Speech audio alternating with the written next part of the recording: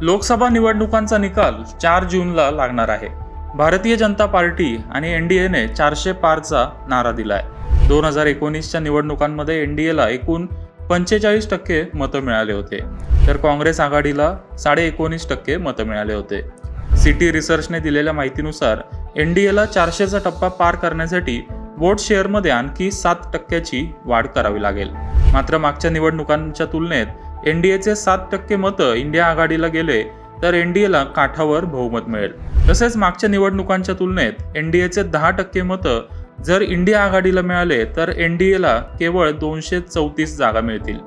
संभाव्य धोका लक्षात घेता ज्यांचा पोर्टफोलिओ 10 लाखाच्या वर आहे ते गुंतवणूकदार मे महिन्याच्या शेवटच्या आठवड्यात निफ्टीचे पुट ऑप्शन खरेदी करून पोर्टफोलिओ हेज करू शकतात.